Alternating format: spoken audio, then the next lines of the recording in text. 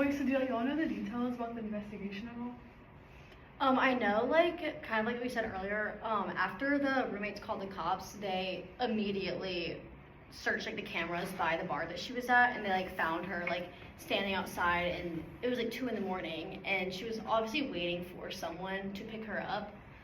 And they saw her get into a dark Impala, but they could not find the license plate, so it was kind of like they were literally searching for a needle in a haystack, like, could not figure out.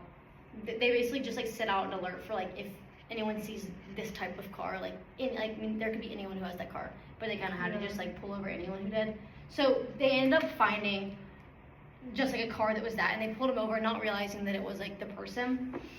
And they pulled him over, and immediately like we're like, do you know why you're pulled over? And he was like, no. And they're like, well, someone just went missing, and this is the same car description. They already, like, when they saw it in the car, there was, like, blood stains. And they asked him about that, and immediately he just took off running. And wasn't there, like, cleaning supplies, too? Yeah, there was, like, bleach and stuff, so yeah. I'm not like, oh, this is the guy.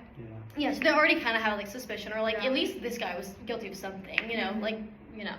And he immediately started running, which already, like, red flag if you're gonna run when someone mentions that, whatever. And so they ended up catching him, and, when they were asking him a bunch of questions, they ended up having to detain him because he would not say his name. He had run from the cops. He would not give them literally anything. And when they searched like, the car, they obviously saw like blood and the cleaning supplies, and they also found a phone. And they were like, "This is a girl's phone. Like, who? Like, do you know whose phone? Like, whatever." And whenever they ended up searching his car and stuff, whenever they found like the phones, they did a phone search or phone scan, and found like the locations of them, and they found out that it was Sammy's phone. And they found the like locations that they were going like the same way. Hers had stopped, his kept going. And I know also No, that's good, yeah. And then wait, like who even like found her body though? 2 turkey hunters stumbled upon it March 29th, 14 hours after she had gone missing. It was around like rural Clarendon County, South Carolina. It's about 65 miles southeast of Columbia, and they found her body. It had over 120 stab wounds spanning her entire body, and the evidence showed that she had wounds that were defensive. I just feel terrible for those turkey hunters who were probably just going out to have a good morning, go hunting. And when they also scanned their phones too, they saw like he had obviously stopped his phone or like put it in the car or something, because by the time by the location that she was found, it was already really close to his location, so it was kind of like whatever. And I know he tried to like lie and say that he was like hanging out in Columbia and like woke up and couldn't find his keys, like went to where his car was parked, couldn't find his car, and so he tried to blame it on someone else. Like he was basically saying like someone else took his car and did all of this. Yeah. But obviously like after the phone scan they found out like you know. Yeah, I mean it's kind of similar to like in the book Emmett Till where Emmett Till dies. It's like kind of similar to like they tried to hide his body. It was like or how someone like found it, like someone like the fisherman, right? Yeah, it was like the guy found it when he just didn't mean to find it, and it's kind of similar here where it's like they were just turkey hunting, trying to get a turkey in March, and they just happened to see a body. Body. Yeah, back to the stab wounds. They actually, whenever they started to do the autopsy after they found the body, at first they thought she only had like about 40 wounds, but it turns out she had 120, which is insane. But the good thing was that it's not really good, I guess, but like there was no evidence of sexual assault, so at least she didn't have to go through that. And then she did fight back though, because there was tons of defensive wounds, so she tried, but yeah, it's terrible. Yeah, that probably makes you question like his motive. Like, I mean, when you think of a guy like taking a girl, you would assume that there would be some sort of like sexual assault. It was just like he like had like nothing else to do. Yeah, it just makes this case so much more confusing. Like, he also had a girlfriend too, and like disposed of all the stuff at his girlfriend's house. I didn't know that. Yeah. That's terrible. Yeah. No, but like I bet the trial was so rough on him and stuff. Yeah. And so going to the trial is that the judge actually said it was like the most severe case he's ever seen. And so I think the family ended up not wanting to give him the death penalty, or the prosecutors did not want to give him the death penalty, and rather like spend his rest of his life behind bars. Yeah, just like thinking about like what he did and having to live with the fact that he did that. Yeah. I'm guessing like this, so it's like death was kind of like the easy way out in the sense where it's like Mhm. in a life in prison, it's like you have to think about your actions. Yeah.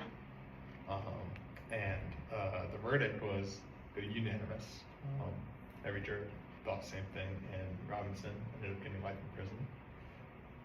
And moving on, does she have a foundation or anything? So yeah, her parents ended up making like a Sammy Foundation, and like the letters of her name kind of stand for like each one. So like S is like stop, A is ask, M is match, I is inform. And so like the stop is like plan ahead before you request a ride. Like think about where you're gonna go, and review the safety features in the app so you know how to use them. For ask, like ask your driver what's my name, because that was something that before this like they did not have like the what's my name, like what license plate, like am I getting picked up at, like that, none of that was The car something. details. Yeah.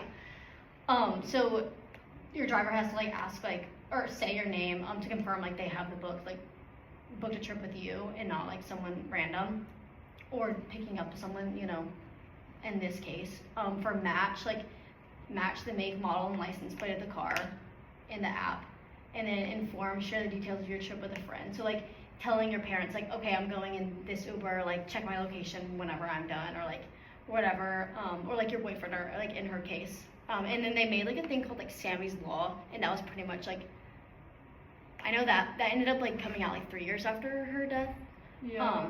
I bet that's on like a huge impact though. Like it's really good. No, I know I read something somewhere that said like it was like someone's parents like thanking her parents like for this, because like it is probably made like it's so safe like her kids and like people like who went to USC, I know were like this could have happened to like anyone, but like it's so grateful that like now they have like this technology. No, for sure.